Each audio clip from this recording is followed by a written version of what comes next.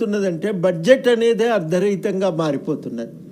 ఒక సందర్భంలో CAG ఏమన్నదంటే budget ఆమోదించిన తర్వాత తేడాలు కనుక వస్తే, మార్పులు కనుక జరిగితే ఆ మార్పులను మళ్ళీ అసెంబ్లీలో ఆమె పెట్టి ఆమోదం తీసుకోవాలి.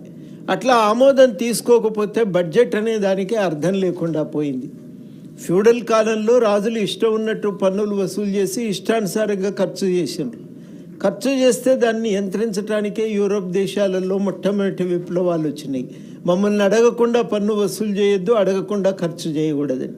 మ్యాగ్నా కార్టాతో మొదలై వచ్చినటువంటి తిరుగుబాట్ల కారణంగా ప్రభుత్వాలు మెల్లమెల్లగా ఆ బడ్జెట్ను వాళ్ళు తయారు చేసేటప్పుడు ప్రజల ఆమోదాన్ని తీసుకోవటం మొదలుపెట్టిండ్రు. ఆ ప్రజల ఆమోదాన్ని తీసుకొని ప్రజల ఆమోదం మేరకే దాన్ని ఖర్చు చేయటం మొదలుపెట్టిండ్రు. అట్లా ఒక పార్లమెంటరీ బడ్జెట్ అనే పార్లమెంటరీ సంప్రదాయం ఒకటి చాలా బలంగా పెంపొందింది. కానీ చేసిన కేటాయింపులకు, వాస్తవికమైన ఖర్చులకు అంచనా లేకుండా, పొంతన లేకుండా పోయినప్పుడు ఆ బడ్జెట్ అనే దానికి విలువ లేకుండా పోతుంది. ఇది మనం చాలా కీలకంగా గమనించాల్సినటువంటి అవసరం ఉంది. ఇవాళ మనం ప్రధానంగా కోరుకునేది ఏంటంటే ఈ తారతమ్యాలు ఉండకూడదు. ఒకవేళ ఉంటే అది తప్పనిసరిగా మళ్ళీ అసెంబ్లీకి రావాలి, అసెంబ్లీ ఆమోదం తీసుకోవాలి. తీసుకోకుండా అట్లాంటి చేయటానికి వీల్లేదు. క్యాగ్ చాలాసార్లు కామెంట్ చేసింది. ఇన్ని రకాలైన వాళ్ళు సంఖ్య కూడా ఇవ్వటం జరిగింది. ఆ సంఖ్య ఇన్ని సందర్భాలలో వాస్తవ ఖర్చులు అంచనాల కంటే చాలా తేడా ఉన్నాయి. వీటన్నింటి విషయంలో మళ్ళీ అసెంబ్లీ ఆమోదం తీసుకోవలసి ఉండే కానీ ఎక్కడా కూడా అసెంబ్లీ ఆమోదం తీసుకోలేదు అనేది వాళ్ళ చాలా స్పష్టంగా అందులో గుర్తు చేయటం కూడా జరిగింది. ఇవన్నీ చాలా కీలకమైన సమస్యలు. ఈ సమస్యలు ఒక ఎత్తైతే ఈ అప్పులు భారం అనేది రాష్ట్రానికి ఉన్న వనరుల వినియోగానికి కూడా అది ఒక ప్రతిబంధకంగా తయారైనటువంటి సందర్భం. ఈ సందర్భంలోనే నిజానికి చాలా కీలకమైనటువంటి రంగాలకు చేయవలసినన్ని కేటాయింపులు చేయలేదు. చాలా కీలకమైన రంగాలు విద్యారంగం కానీ, వైద్య రంగానికి కానీ, మొత్తంగా స్థూలంగా విద్యారంగానికి అన్ని రాష్ట్రాలు 14.7% కేటాయిస్తే తెలంగాణకు వచ్చేసరికి అది 4-5% మాత్రమే ఉండేది. మరి మొట్టమొదటిసారి బడ్జెట్లో అది 24-25లో 8.6%. మళ్ళీ ఈసారి సుమారుగా అదే మొత్తంలో ఈసారి ఈ బడ్జెట్లో విద్యారంగానికి కేటాయించారు. కానీ మనం గమనించవలసింది ఏంటంటే ఇవాళకైనా ఈ రంగంలో ఒక మార్పు అయితే జరగాలి. తప్పనిసరిగా మళ్ళీ మనం జాతీయ స్థాయిలో ఉన్న విధంగా 14.7% మనం చేరుకునే ప్రయత్నం చేయాలి. ఆరోగ్య రంగంలో కూడా 6.2% సగటు ఖర్చు చేస్తున్నాయి అన్ని రాష్ట్రాలు. మనం దానికంటే చాలా తక్కువగా ఖర్చు చేస్తున్నాం. వ్యవసాయము, రూరల్ డెవలప్మెంటు, అర్బన్ డెవలప్మెంట్ లాంటి డిపార్ట్మెంట్స్లో మిగతా రాష్ట్రాల కంటే మనం ఎక్కువ ఖర్చు చేస్తున్నప్పటికీ కూడా మనం ఈ కీలకమైనటువంటి రంగాల్లో మాత్రం చేయవలసిన ఖర్చు చాలా తక్కువ చేస్తున్నాం. ఇంతకుముందు చెప్పినట్టు సంక్షేమ రంగానికి చేసినటువంటి కేటాయింపుల్లో చేయవలసినటువంటి ఖర్చు 30-40% దాకా కోత పెడతా ఉన్నాం. ఇది జరుగుతున్నటువంటి బడ్జెట్. ఈసారి మనం అందరం కూడా కోరుకోవలసింది ఏంటంటే ఈ తారతమ్యాలు రాకుండా ఉండటం చాలా చాలా కీలకం.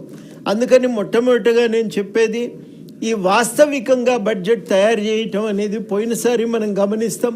ఈసారి కూడా ఆ రకంగా ఒక వాస్తవికమైన రూపంలో తయారు చేయటం చాలా సంతోషదాయకం. ఒకే ఒక విషయం నేను ప్రధానంగా చెప్పదలుచుకుంది ఏంటంటే స్టాంప్స్ అండ్ రిజిస్ట్రేషన్ మాత్రం 30% ఎక్కువ చేసి చూపిస్తున్నారు.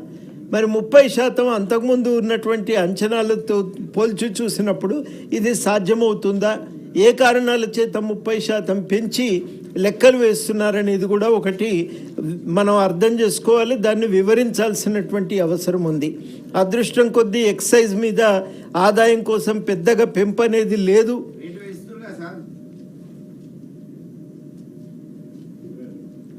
కానీ మీరు కంటిన్యూ చేయండి.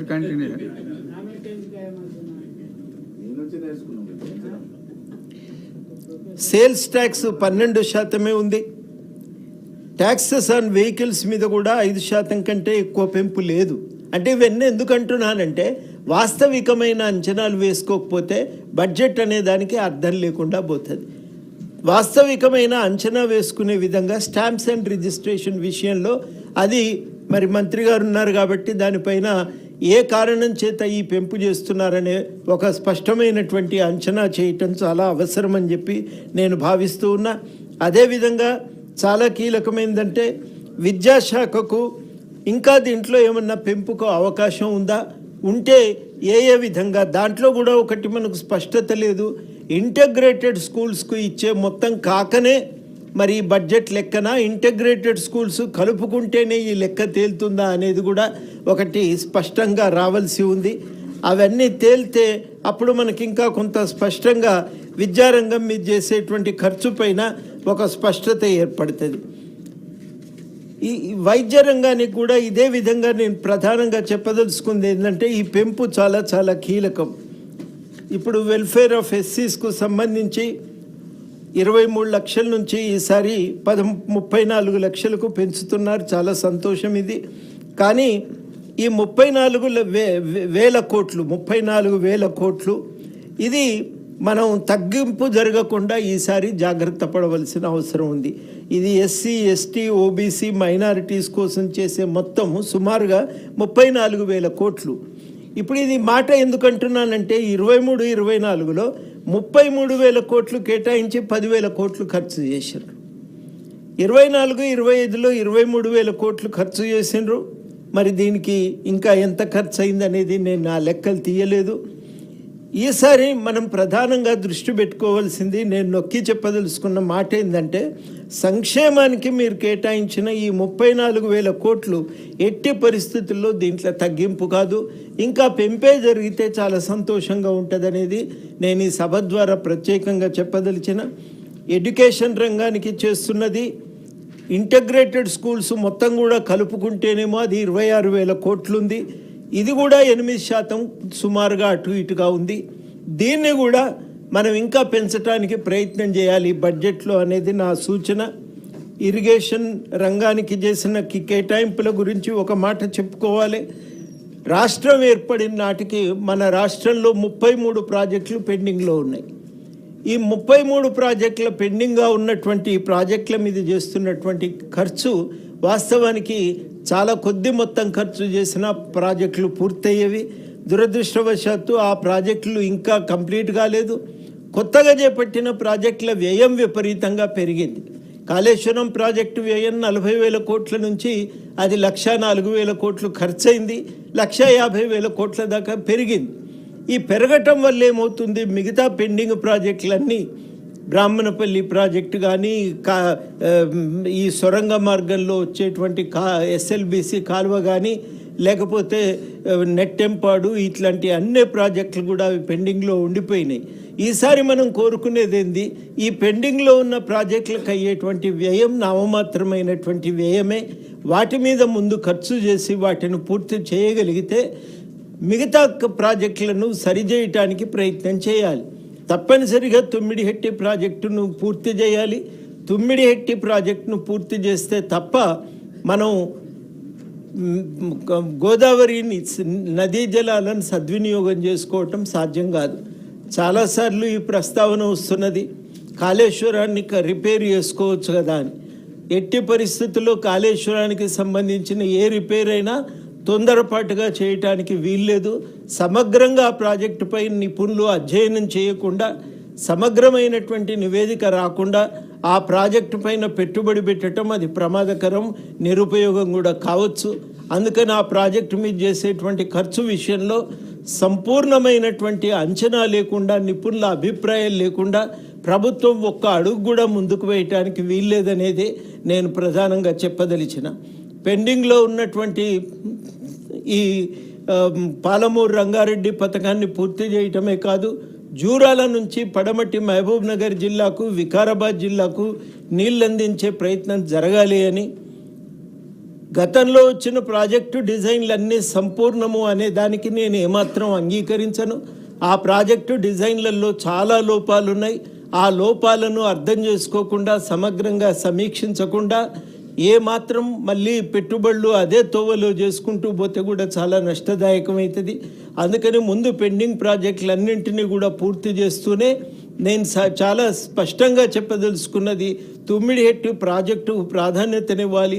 కాళేశ్వరం ప్రాజెక్టు విషయంలో మాత్రం నిపుణుల అభిప్రాయాలకు ప్రాధాన్యతనిచ్చి ఆ అభిప్రాయం మేరకే దానిపైన నిర్ణయం తీసుకోవాలి తప్ప అప్పటిదాకా దానిపైన ఖర్చు చేయటానికి కూడా వీల్లేదని నేనైతే చాలా స్పష్టంగా చెప్పదలిచిన. దానివల్ల అది నిరుపయోగం అయ్యే ప్రమాదం ఉంది. ఇప్పటికే డ్యామ్ సేఫ్టీ అథారిటీ వాళ్ళు ఆ ప్రాజెక్టును ఉపయోగించడానికి వీల్లేదు, ఆ ప్రాజెక్టులో నీళ్లు కూడా నిలపటానికి వీల్లేదనేటువంటి మాట వాళ్ళు చాలా స్పష్టం చేశారు. తుది నివేదిక వచ్చేదాకా దానిపైన ఖర్చు చేయటానికి వీల్లేదని ఈ సందర్భంగా చెప్తూ ఉన్నా. వ్యవసాయ రంగానికి జాతీయ స్థాయి సగటు కంటే మనం ఎప్పుడైనా ఎక్కువ కేటాయిస్తూ ఉన్నాం, కానీ వాస్తవానికి మొత్తంగా మనది చిన్న రైతుకు సంబంధించిన వ్యవసాయం. ఈ చిన్న రైతు వ్యవసాయం బాగా బలపడాలంటే, నిలదొక్కుకోవాలంటే, లాభసాటిగా ఉండాలంటే ఇవాళ చాలా చాలా కీలకం. ఖర్చులు తగ్గాలి, ఆదాయ భద్రతను సమకూర్చాలి. ఇది ప్రధానమైనటువంటి లక్ష్యంగా మనం పంటల విధానం తయారు చేసుకోవాలి. ఒక సమగ్రమైన పంటల విధానం అనేది మన దగ్గర ఇప్పటి వరకు లేదు. ఆ సమగ్రమైన పంటల విధానం ఒకటి తయారు కావాలి. ఆ పంటల విధానాన్ని తయారు చేసుకొని ఆ పంటల విధానం ప్రకారము మరి ఖర్చు చేయాలి. దాంట్లో తప్పనిసరిగా పంటల బీమా పథకానికి కేటాయింపులు పెంచాలని, ఇవి మనం ఈ సందర్భంగా చాలా జాగ్రత్తగా తీసుకోవలసినటువంటి చర్యలు. పెట్టుబడి తగ్గించే లక్ష్యంతో ఆర్గానిక్ వ్యవసాయానిపైన దృష్టి పెట్టి దాని మీద పరిశోధనలు పెంచి దాని మీద కూడా మనం ఇంకా కొంత ప్రభుత్వం ప్రోత్సాహకాలను అందించాలని కూడా ఈ సందర్భంగా నేను ప్రధానంగా పేర్కొంటూ, అంతిమంగా నేను చెప్పదలుచుకున్న విషయం ఏంటంటే, బడ్జెట్ అనేది ఈ సభ తయారు చేసేటువంటి, అసెంబ్లీ తయారు చేసేటువంటి, ప్రజాప్రతినిధులు తయారు చేసేటువంటి బడ్జెట్ నంబర్ 1 వాస్తవికంగా ఉండాలి. చాలా శుభకరమైన పరిణామం పోయిన బడ్జెట్ కానీ ఈ బడ్జెట్ కానీ ఆచరణలో చూసినప్పుడు చాలా వరకు అవి వాస్తవికంగా ఉన్నాయి.